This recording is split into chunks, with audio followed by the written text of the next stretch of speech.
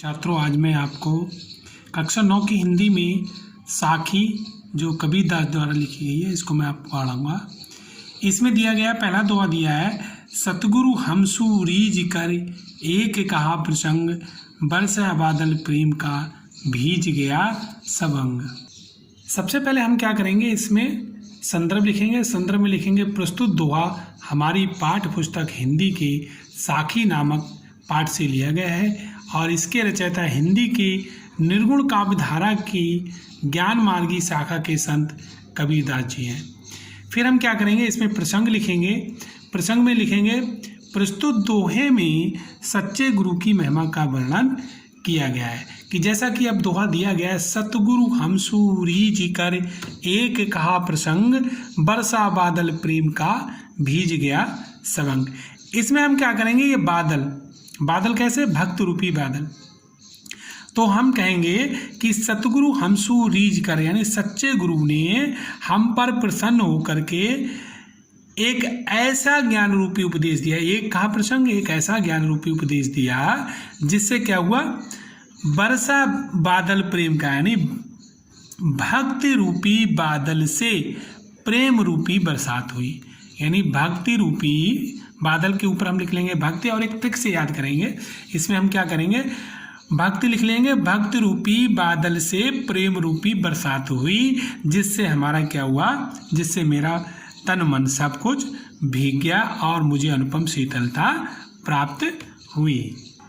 जैसा कि ये व्याख्या मैंने लिख भी दी है आपके लिए, सतगुरु हमसे रीझ कर, यानी सतगुरु ने हम पर प्रसन्न होकर के एक ऐसा ज्ञान रूपी उपदेश दिया जिससे भक्ति रूपी बादल से प्रेम रूपी बरसात हुई और जिससे क्या हुआ, मेरा तन मन भीग गया और मुझे अनुपम शीतलता प्राप्त। इसी तरह से दूसरा दोहा दिया गया है कि राम नाम के पट तरे देवय को कछुनाय, कालय गुरु संतोषिए हौस रही मन माय। इसमें दिया गया है कि तो हम इसमें क्या कर लेंगे, इसमें भी एक थोड़ी सी ट्रिक को अपनाएंगे। राम नाम के पटतरे माने होता है समान, तो पटतरे का हम अर्थ जब पता चल जाएगा तो हम इसी के अनुसार इस लाइन को लेकर के हम इसका अर्थ अपना लेंगे। राम नाम के समान इस संसार में कुछ नहीं है, यानी राम नाम के समान इस संसार में कुछ नहीं है। देव माने दिया है, क्या दिया है, गुरु ने, यानी ये राम का नाम किसने दिया है, मेरे गुरु ने दिया है। ये राम का नाम मेरे गुरु ने मुझको दिया है और जो ये राम का नाम मेरे गुरु ने मुझको दिया है, इस राम नाम के बदले में मेरे पास भी गुरु के लिए देने के लिए कुछ नहीं है। ऐसा क्या मैं गुरु को दे करके संतोष कर लूँ जिससे मेरे मन में शांति प्राप्त हो जाए। आइए एक बार फिर इस अर्थ को समझ लेते हैं। राम नाम के समान इस संसार में कुछ नहीं है, जैसा कि मैंने लिख भी दिया, राम नाम के समान इस संसार में कुछ नहीं है। यही राम का नाम की दौलत, ही राम नाम की दौलत मेरे सतगुरु ने मुझे दी है। इसके बदले में मेरे गुरु ने राम नाम के उपदेश देकर के जो मेरा कल्याण किया है, उसके बदले में मैं अपने गुरु को क्या देकर संतोष करूं, यही अभिलाषा मेरे मन में बनी रहेगी। इस श्लोक को इस जो दोहे को समझने के लिए क्या करना है, हमें फिर एक बार मैं आपको समझाने की कोशिश करता हूँ। इसमें हमें दो चीज़ें ध्यान में रखनी है, एक पटतरे एक देवे। पटतरे माने होता है समान, देवे माने देना। तुमने, यानी गुरु ने तुम्हें ज्ञान दिया और उस ज्ञान के बदले में देने के लिए तुम्हारे पास कुछ नहीं है। दो शब्दों से इसका पूरा अर्थ निकल रहा है। एक बार फिर समझ लीजिए, राम नाम के समान इस संसार में कुछ नहीं है। कुछ भी नहीं याद करना है आपको, केवल पटतरे ध्यान रखना है, यानी राम नाम के समान इस संसार में कुछ नहीं है। और ये राम का नाम किसने दिया है, मेरे गुरु ने मुझे दिया है। ये राम नाम की दौलत मेरे सतगुरु ने मुझे दी है। मेरे गुरु ने जो राम नाम की दौलत दी है, उसके बदले में अपने गुरु को मैं क्या दे करके संतोष करूं, यही संतोष है, माने यह क्या दे करके संतोष करूं, हौश माने होता है अभिलाषा, यही अभिलाषा मेरे मन में बनी रहेगी। तो इस तरह से आपके ये दो दोहे समाप्त हुए। अगला दोहा दिया है, तीसरा, ज्ञान प्रकाशा गुरु मिलिया, सो जिन बिसरि जाएं, जब गोविंद कृपा करी तब गुरु आप मिलिया आए। अगला हमारे दोहा दिया गया है कि ज्ञान प्रकाशा गुरु मिलिया सो जिन बिसरी जाए, जब गोविंद कृपा करी तब गुरु मिलिया आए। इसमें क्या करेंगे, इसमें पहले की तरह ही पूर्व संदर्भ लिख देंगे। फिर हम लिखेंगे प्रसंग। प्रसंग में लिखेंगे सच्चे गुरु की प्राप्ति परमात्मा की कृपा से हुई है। इस दोहे में ये बताया गया है। जैसा कि दिया गया ज्ञान प्रकाशा गुरु मिला है, यानी सच्चे गुरु की प्राप्ति होने पर क्या हुआ, ज्ञान का प्रकाश हो गया। ज्ञान प्रकाशा गुरु मिला, जब हमारे लिए गुरु मिले तो मुझ में क्या हुआ, सच्चे गुरु की प्राप्ति होने पर मुझे में ज्ञान का प्रकाश हो गया। सो जिन बिसरी जाए, कहीं ऐसा ना हो कि बेगुरु मुझसे या मेरे हृदय से विस्मृत ना हो जाए, भूल ना जाऊं मैं उन गुरु को, क्योंकि जब गोविंद कृपा करी तब गुरु मिलिया आए। ऐसे सच्चे गुरु जो है मुझे भगवान की कृपा से ही प्राप्त हुए हैं। जब गोविंद कृपा करी यानी जब भगवान ने मुझ पर कृपा करी तब मुझे ऐसे सच्चे गुरु मिले हैं। तो इस तरह से ये आपके 3 दोहे कंप्लीट हुए। इसमें आप काव्य का सौंदर्य ऊपर वाले उपरोक्त दोहों में भी लिख सकते हैं। दोहा छंद है, भाषा सदुक्रिय है और रस शांत है। और इसमें काय का वर्णन किया है, सच्चे गुरु की महिमा का वर्णन किया गया, यानी सच्चे गुरु के बारे में बताया गया। तो हम इस तरह से इसकी काव्यगत विशेषताएं उपरोक्त दोहों में भी लिख सकते हैं। चौथा दोहा दिया गया है, माया दीपक नर पतंग ब्रह्म ब्रह्म इमय पड़ंत, कहे कबीर गुरु ज्ञान तय एक आधो उपरंत।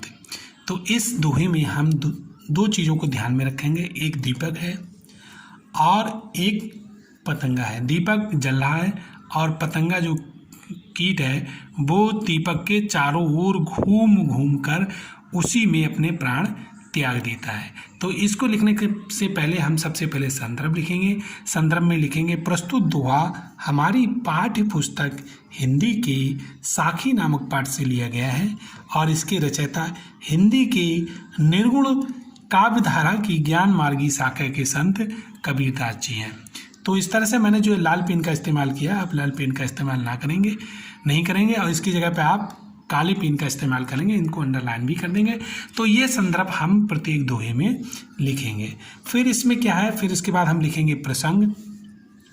प्रसंग में लिखेंगे इस दोहे में कबीरदास जी ने बताया है कि सच्चे गुरु ही इस जीव आत्मा को इस माया रूपी बंधन से मुक्त करा सकते हैं। अब इसकी व्याख्या लिखेंगे। व्याख्या में लिखेंगे माया दीपक नर पतंग ब्रह्म ब्रह्म इमय पड़ंत। कबीरदास जी कहते हैं कि माया दीपक किसके समान है, माया दीपक के समान है और नर पतंग यानी मनुष्य जो है पतंगे के समान है। चलो, जिस प्रकार ब्रह्म ब्रह्म इमय प्रांत माया दीपक नर पतंग ब्रह्म ब्रह्म इमय प्रांत कहे कबीर गुरु ज्ञानते एक याद उपरांत। यानी जिस प्रकार दीपक के चारों ओर चक्कर लगा कर पतंगा यानी कीट उसमें गिर करके नष्ट हो जाता है, ठीक उसी प्रकार मनुष्य इस माया रूपी संसार में फंसकर अपना सब कुछ नष्ट कर देता है। आगे लिखा गया है, फिर आगे दिया गया है कि कहे कबीर गुरु ज्ञानते एक याद उपरांत। कबीरदास जी कहते हैं कि इस माया रूपी संसार में फंसकर जब मनुष्य अपना सब कुछ खो देता है, कुछ ही भाग्यशाली व्यक्ति ऐसे होते हैं जिन्हें सच्चे गुरु का ज्ञान प्राप्त होता है, वे ही इस माया रूपी बंधन से मुक्त हो जाते हैं। तो एक बार हम इसकी व्याख्या को लिखित रूप में देख लेते हैं। माया दीपक नर पतंग, कबीरदास जी कहते हैं कि माया दीपक के समान है और मनुष्य काय के समान है, मनुष्य पतंगे के समान है। नर नारी मनुष्य, पतंग माने पतंगे के समान है।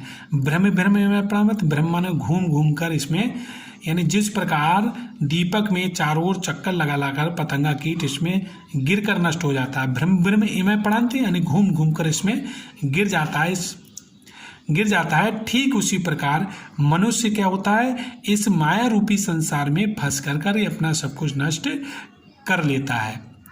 है ना।